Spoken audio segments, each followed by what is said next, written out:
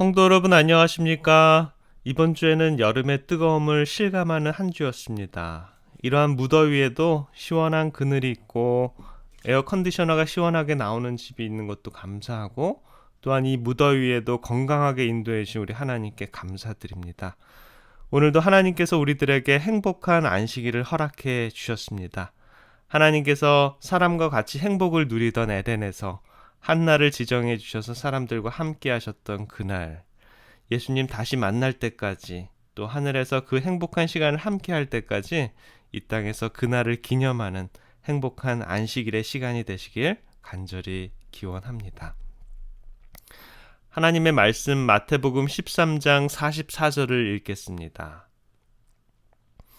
천국은 마치 밭에 감추인 보화와 같으니 사람이 이를 발견한 후 숨겨두고 기뻐하여 돌아가서 자기의 소유를 다 팔아 그 밭을 샀느니라.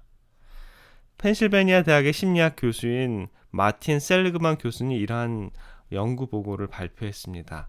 자기 자신을 부정적으로 낮게 보는 사람과 긍정적으로 높게 보는 사람을 비교 연구했는데요. 자기 평가가 높은 사람이 더 오래 살고, 사고는 비교적 낮으며 자기를 파괴한 행동이 적었고요. 마약이나 알코올에 의존하는 비율도 적다고 합니다. 자기 평가가 높은 사람이 낮은 사람에 비해 수입이 높은 직종에 종사하는 비율이 더 많다라고 하고요. 그렇기 때문에 결론은 자신의 성공과 행복한 내일을 위한 자신의 가치를 높이 평가하는 것이 참으로 중요하다는 것이고, 특별히 자녀들을 기르는 부모가 아이들을 항상 높이 평가해 주는 것이 자녀들의 장래를 밝게 하는 것이다 라고 합니다. 내가 이렇게 이 세상에서 살아가는 것은 뭔가 중요하고 특별한 이유가 있어. 난 참 괜찮은 사람이야. 오늘도 행복한 것처럼 내일도 좋은 일이 많이 일어날 거야. 나는 할 수 있어. 이렇게 긍정적으로 자기 삶의 가치를 높이 평가하는 것이 참 중요하다는 것입니다. 그런데 우린 너무나 부정적인 이야기를 많이 하는 것 같아요. 우리가 듣고 말하는 남에 대한 소문은 긍정적인 것보다는 부정적인 것이 더 많은 것 같습니다. 다시 말하면 긍정적이며 남을 높이 평가해주는 말을 많이 하기보다는 부정적이며 남을 깎아내리는 말을 더 많이 한다라는 것이에요. 그런 자는 결코 자기 자신에 대한 자부심을 느끼지 못하는 사람들이고요. 그런 분들이 어쩌면 병에 더 많이 걸린다라고 합니다. 저와 여러분들은 삶에 긍정적입니까? 아니면 부정적입니까? 과연 우리가 그렇게 생각할 수 있는 우리의 가치는 과연 얼마나 될까요? 여러 사람들이 인간의 값을 매겨보았는데요. 우선 과학자들이 사람의 몸을 분석해서 그 값을 매겼는데요. 어떤 관점에서 보느냐에 따라서 가격이 조금씩 다릅니다. 인간의 몸을 구성하고 있는 산소, 탄소, 수소, 질소, 칼슘, 인 이런 성분들로 봐가지고 가격을 따지면요, 사람의 가치는 약 1불 50전에 불과하다라고 합니다. 또 다른 분은 사람이 나오는 성분을 가지고 제품을 만들면 약 20불 정도 된다라고 해요. 인체가 가지고 있는 기름을 가지고 비누 7개를 만들 수 있고요. 또 철분을 모으면 못 1개를 만들 수 있고, 또 사람 안에 있는 인을 2000개비의 성냥개비를 만들 수 있고요. 또 인체 안에 벼룩 1마리를 죽일 수 있는 유황이 있다라고 합니다.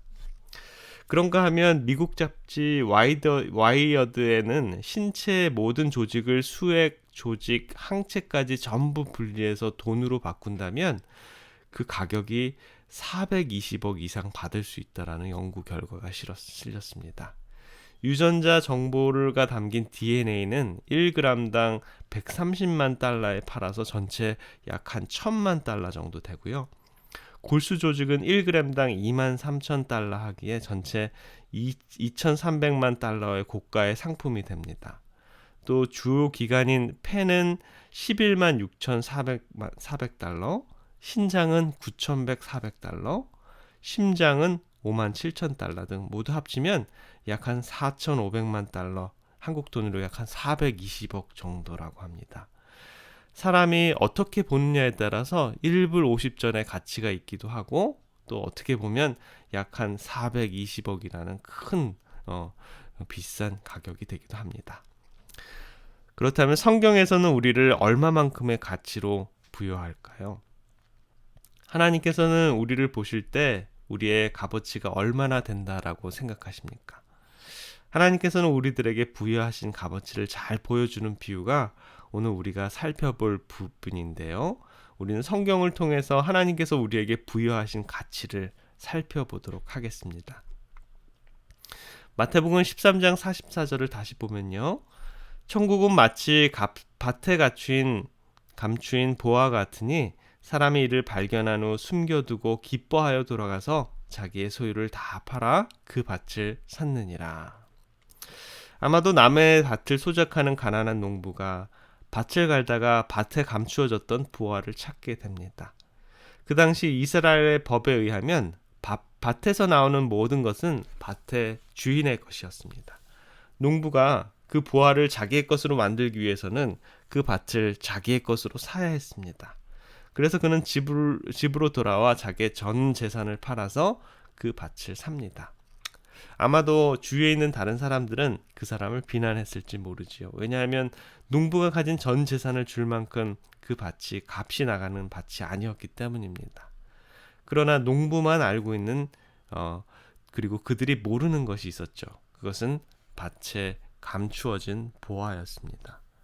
농부는 밭을 산 것이 아니라 밭에 감추인 보화를 사는 것이기 때문에 결코 손해보는 장사가 아니었죠. 옛날에 이스라엘 땅에는 전쟁이 많았는데요. 그래서 부유한 자들은 전쟁 중에 도망할 때 많은 보화를 밭에다가 묻고 가곤 했습니다. 때로는 밭주인이 그 밭으로 돌아오지 못하고 죽는 일도 많아서 밭에 보화가 발견되곤 했는데요. 1956년도에는 이스라엘 땅에서 항아리 안에 수백만 불 가치의 금화가 발견되기도 했다고 합니다. 그리고 너무나 오랜 세월을 집에 돌아오지 못했기 때문에 보화를 묻었던 자리를 잊어버림으로 말미암아서 밭에서 보화를 발견되는 일도 있었고요. 그리고 완전히 땅이 다른 나라에 넘어감으로써 영영이 보화를 파내지 못해서 정복한 자들이 땅속에서 보화를 발견하기도 했습니다. 이러한 배경을 아신 예수님께서는 천국을 밭에 감추인 보화에 비유함으로써 하늘의 진리를 가르쳐 주고자 하셨습니다.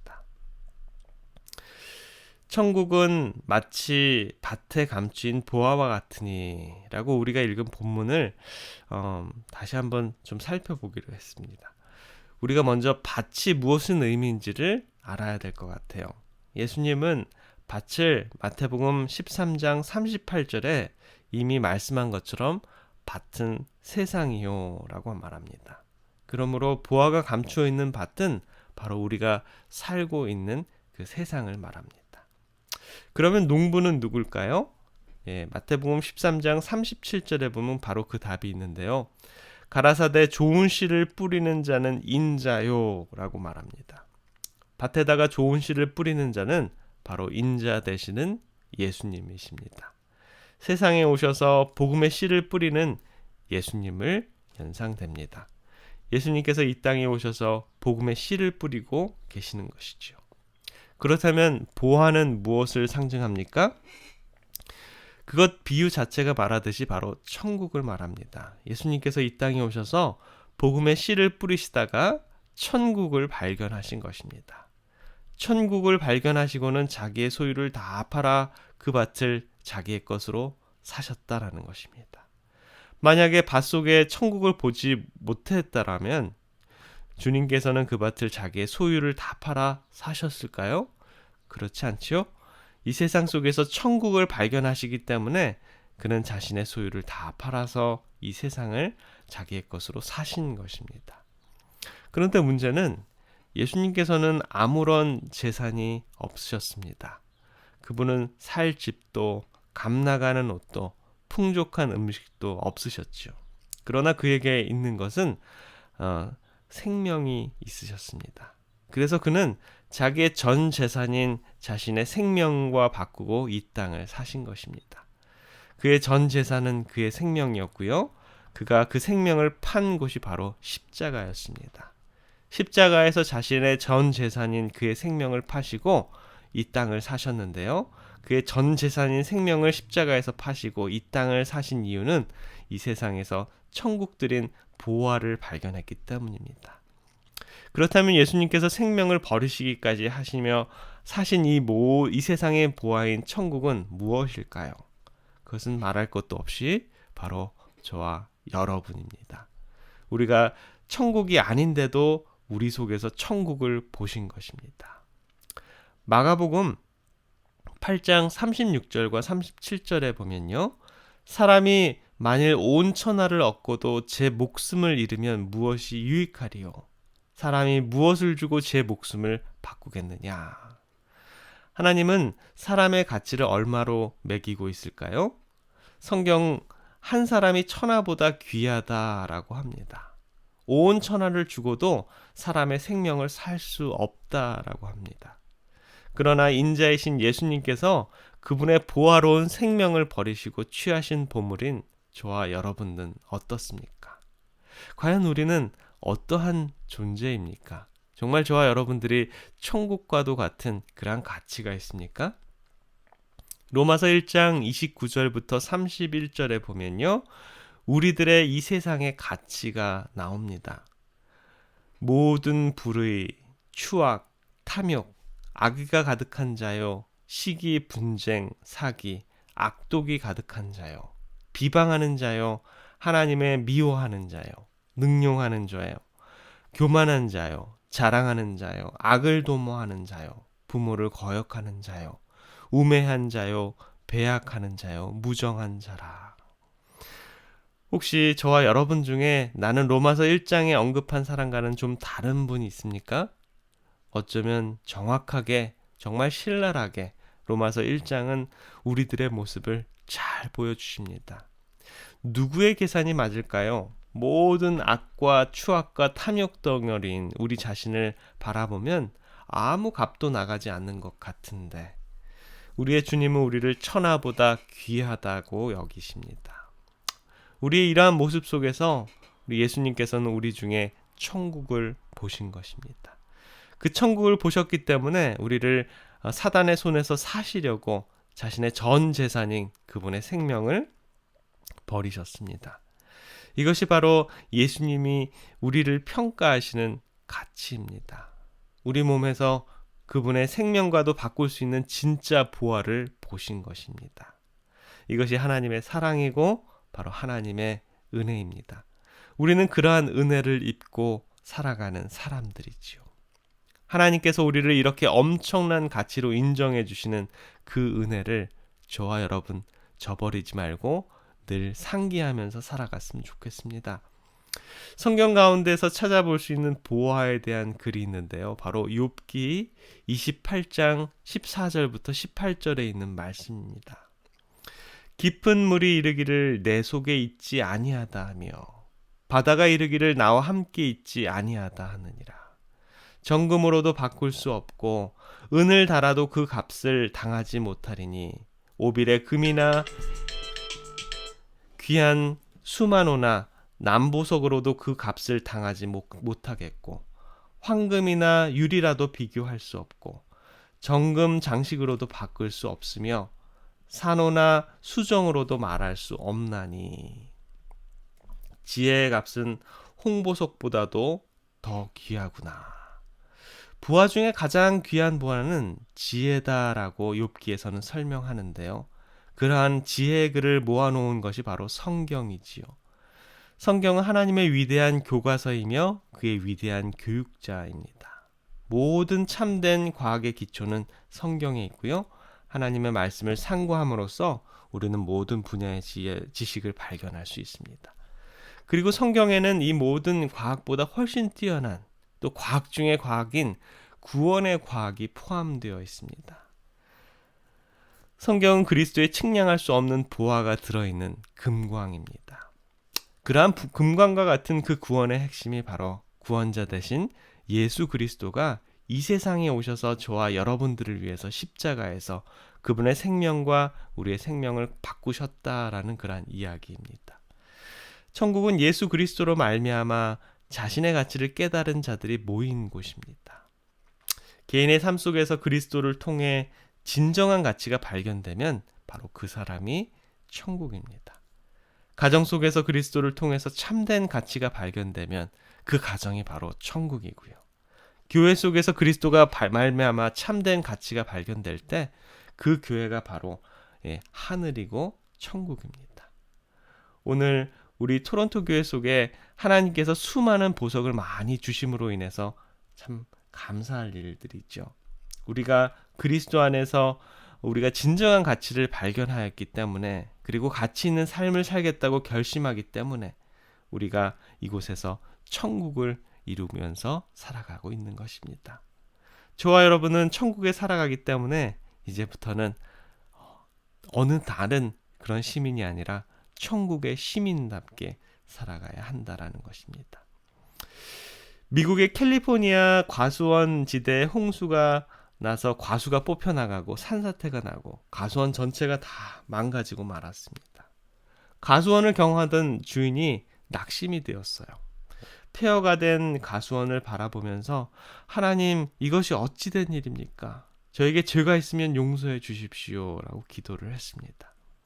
그러면서 속으로는 내가 큰 죄 지은 것도 없고 하나님만을 섬겼는데, 봉사도 할 만큼 했고 이웃을 위해서 믿음으로 의롭게 살기도 했는데 하나님께서 나를 이렇게 만들어 놓을 수 있으신가 라고 하면서 원망하는 마음을 품었습니다. 그때 이 사람의 마음에 하나님의 음성이 들렸습니다. 내가 너를 사랑한다. 내가 내 마음 아픈 것도 다 안다. 내 재산이 손해 난 것도 안다. 그러나 하나님은 나를 사랑하는 사람에게 협력하여 선을 이루어주는 좋은 아버지다. 이 사실을 내가 믿어라. 라고요. 그는 그 자리에서 무릎을 꿇고 기도했습니다. 하나님, 저는 감당할 수 없습니다. 하나님께서 저를 지키셔서 감당케 해주시고 좌절하지 않도록 해주옵소서. 그런데 과수원 옆에 쓸모없는 산이 있었습니다. 기도를 마친 그에게는 그 산의 흙을 파서 다시 과수원을 일굴 용기가 솟아나기 시작했습니다. 과수원을 만들기 위해서 힘들게 땅을 파내려가는 어느 날 땅속에 묻힌 돌들이 번쩍번쩍 빛나는 것이었습니다. 깜짝 놀란 그가 자세히 보니 빛나는 돌은 바로 금이었습니다. 그곳에 금강이 있었던 것입니다. 그는 다시 기도드렸습니다. 하나님 감사합니다. 하나님께서 홍수 때문에 재난을 당하게 하신 것은 제게 오히려 이런 금강을 발견하게 위함이었습니다. 제게 이 보화를 주시기 위해 하나님은 역경을 만들어 주셨습니다. 하나님 참 감사합니다. 라면서 그는 기도를 했고요. 결국에는 아주 큰 부자가 되었습니다. 어려움을 당했던 사람에게 힘든 역경의 사건이 그를 기도하게 만들었고요. 하나님의 음성을 듣도록 했으며 결국에는 그것을 통해서 하나님께 더 큰 축복을 경험하게 되었습니다. 예수님께서는요, 이 세상에서 저와 여러분들의 보화를 발견하고 그분의 생명을 십자가에서 우리의 생명으로 바꾸셨습니다. 이제 저와 여러분들이 감추인 보화를 찾아야 하는 그러한 시간입니다. 실물교훈 111페이지에 보면 이런 말씀이 있습니다. 노소를 막론하고 하나님의 말씀을 읽어야 할 뿐만 아니라 감추인 보화를 찾는 것처럼 전심을 다해서 열렬히 기도하면서 진리를 찾아야 한다. 이렇게 하는 사람들은 그 대가를 받게 될 것인데 이는 그리스도께서 저희의 지각을 깨우쳐 주실 것이기 때문이다. 우리의 구원은 성경 안에 있는 진리를 아는 데 달려 있다라는 말이에요. 전심으로 찾고 찾으면 결국 찾을 것입니다. 왜냐하면 성령 하나님께서 우리의 지각을 깨우쳐 주시기 때문입니다. 저와 여러분들 정말 성경을 상고함으로 말미암아서 감추인 보화를 성경 안에서 찾으시는 우리 모두가 되었으면 좋겠습니다. 잠언 2장 3절부터 5절에 보면 또 이런 구절이 있는데요. 지식을 불러 구하며 명철을 얻으려고 소리를 높이며 은을 구하는 것 같이 그것을 구하며 감추인 보화를 찾는 것 같이 그것을 찾으면 여호와 경외를 깨달으며 하나님을 알게 되리니. 우리가 감추인 보화를 찾는 것까지 더 하나님을 깊이 깨달을 수 있는 그러한 기회가 되었으면 좋겠습니다.